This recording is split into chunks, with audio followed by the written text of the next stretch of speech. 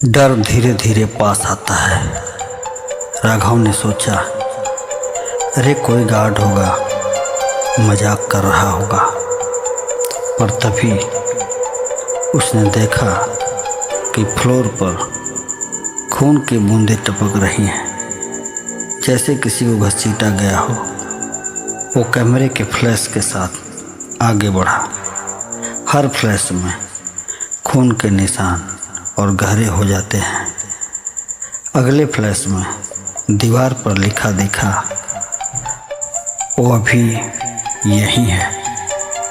राघव के चेहरे से हंसी गायब हो गई। उसका गला सूख सा गया। उसने टॉर्च ऑन की और अचानक देखा, फ्लोर के कोने में सफ़ेद कप में लिपटा एक शव पड़ा है। बाल बिखरे हुए, हाथ बाहर निकले हुए और पैर हिल रहे थे। आइए दोस्तों, अब कहानी को शुरू करते हैं। स्टोरी का टाइटल है अधूरी आत्मा। मुंबई की सबसे डरावनी बिल्डिंग। कहते हैं ना, मुंबई में कोई बिल्डिंग खाली नहीं रहती, भले ही उसमें इंसान न रहते हों, पर कुछ न कुछ वहाँ ठहर ही जाता है। राघव नाम का एक स्टिल फोटोग्राफर रहता है, जो डर को मजाक समझता है।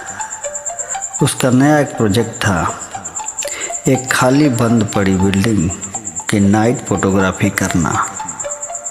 उसने दोस्तों से कहा, भूत वूत कुछ नहीं होता, बस डर अपने दिमाग में है, और हंसते हुए अकेला निकल पड़ा एक ऐसे रिसर्च में जिसमें वो सच्चाई पता करने कि भूत प्रेत सच रहता है या झूठ।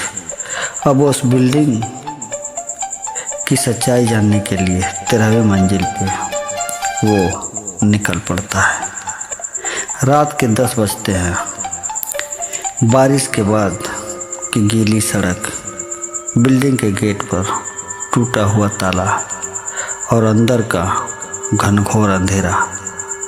राघव ने अपना कैमरा उठाया, टॉर्च ऑन की और हंसते हुए कहा, चलो देखते हैं इस भूत प्रेत का ढोंग सच रहता है या सिर्फ दिखावा ही होता है। जैसे ही उसने पहला कदम रखा, हवा का झोंका आया और ऐसा लगा जैसे किसी ने कान में फुसफुसाया हो।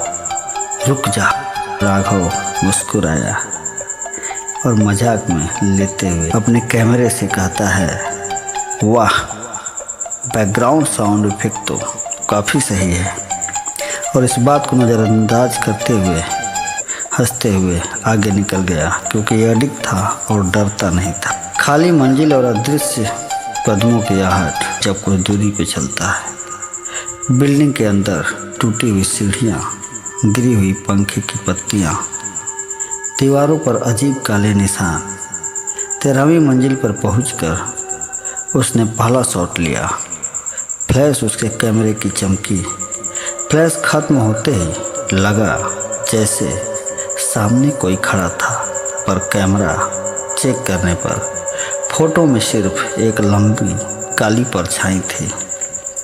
राघव हंसने लगा और कहता है, वही तो चाहिए था मुझे, डरावनी फोटो।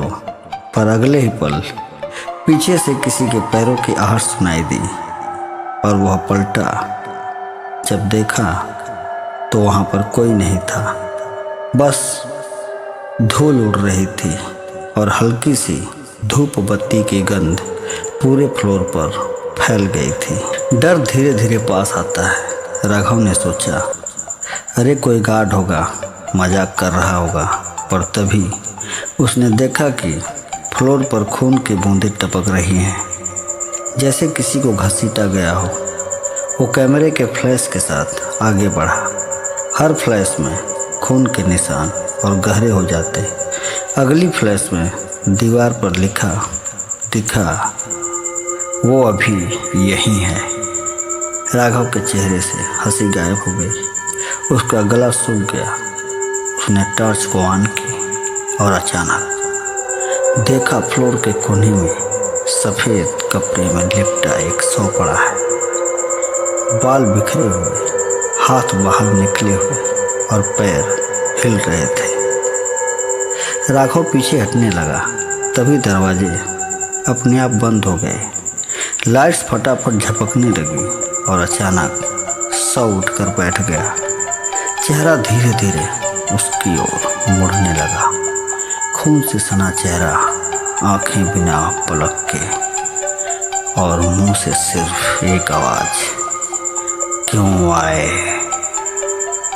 राघव भागने लगा।